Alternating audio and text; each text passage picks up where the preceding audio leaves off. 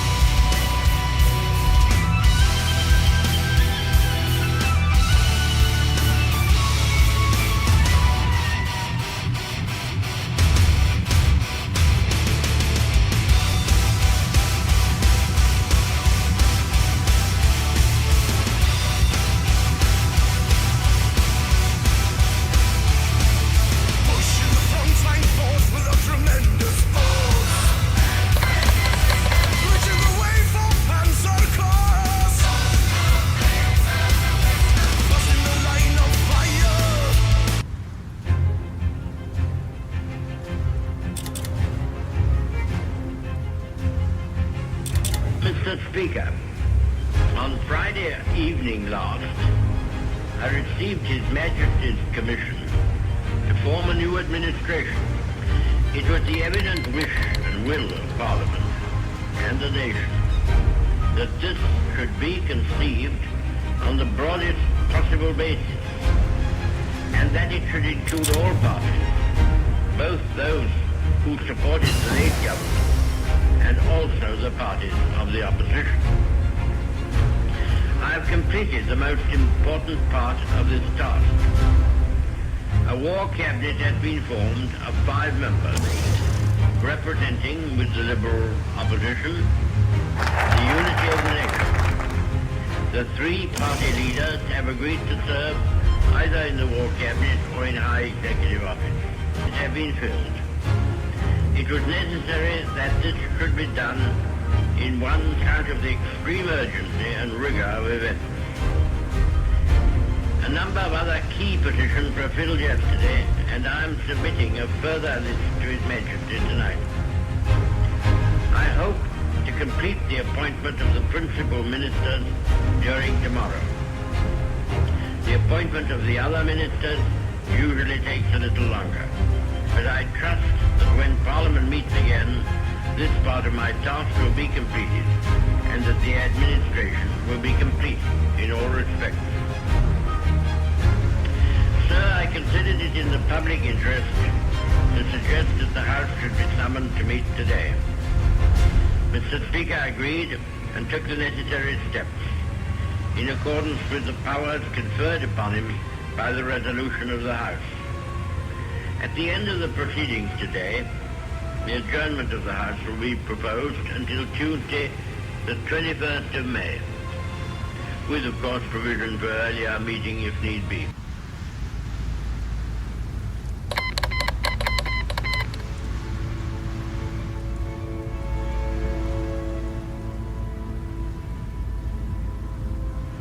This was a great trial of strength between the British and German air forces.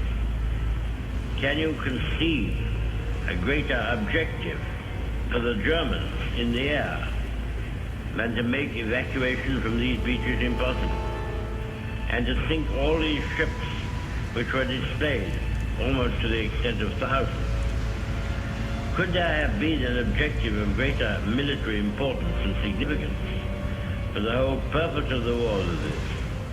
They tried hard, and they were beaten back. They were frustrated in their task.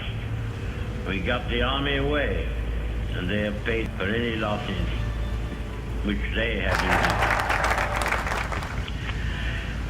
Sir, when we consider how much greater would be our advantage in defending the air above this island against an overseas attack, I must say that I find in these facts a sure basis upon which practical and reassuring thoughts may rest. I will pay my tribute to these young airmen.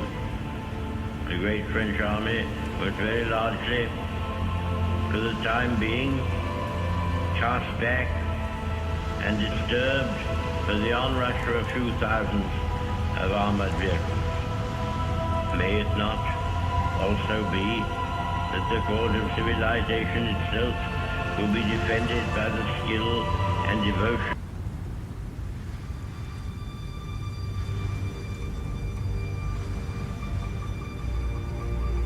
Mr. Speaker, the disastrous military events which have happened during the past fortnight have not come to me with any sense of surprise.